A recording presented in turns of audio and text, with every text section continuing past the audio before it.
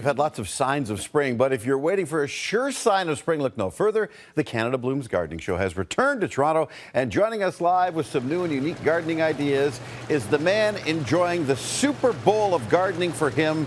It's Mark Cullen. Hey, good morning, Mark. Oh, what are you holding there? What am I holding here? Oh, I'm going to get to that in a minute. But first of all, this, you mentioned I'm at Canada Blooms. It's the largest show of its kind, festival, I should say, on the continent, and it starts today. And Jeff, what a great show. You know what? They're expecting over 200,000 people. There are over 1,500 trees, shrubs, and evergreens, 5,000 perennials, 20,000 blooms, and over 1,000 volunteers have helped to make this happen because it's a not-for-profit organization. It's a very, very cool festival this year. All right, what are you holding? So what I'm holding here is Fred Flintstone's bowling ball. What'd you think?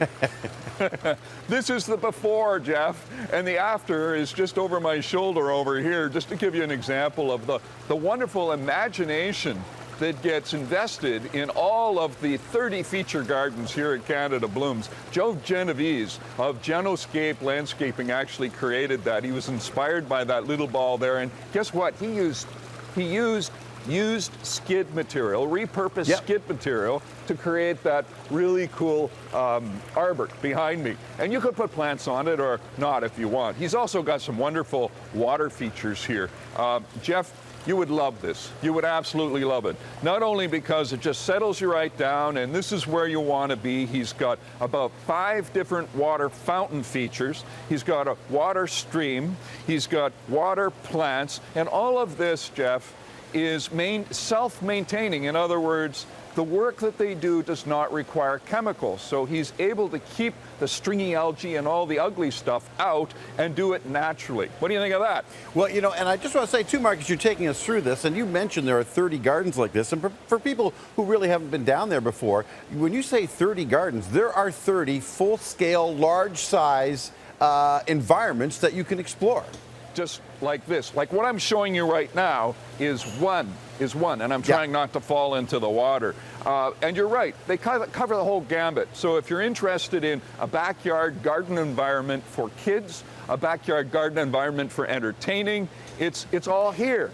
Not to mention all kinds of stuff that relates to pollinators, because we're all concerned about the decline of the honeybee population, right? Absolutely. So we're actually giving away some honey. We're giving away wildflower seeds. Ooh, okay. Yeah, isn't that cool? Hey, listen, so you can grow your own wildflower garden. Before we go, I just want to ask you: is there, so you're in an environment there that has a lot of water features. What is there something specifically that's trending this year, or do things trend from year to year in the gardening business? Well, what happens often with the trends in the gardening business is what was big gets bigger.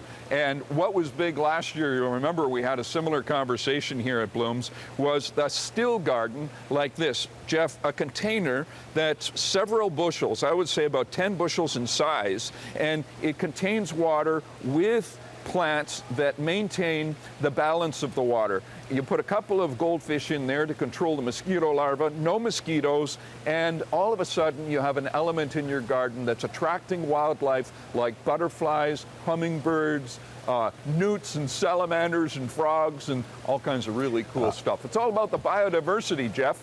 All right. Listen, there's your kid in the candy store this morning, Mark Cullen at Canada Blooms.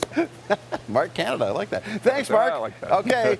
Boy, I'll tell you, Canada Blooms runs to March 20th at Toronto's Enercare Centre. We'll have a link on our website.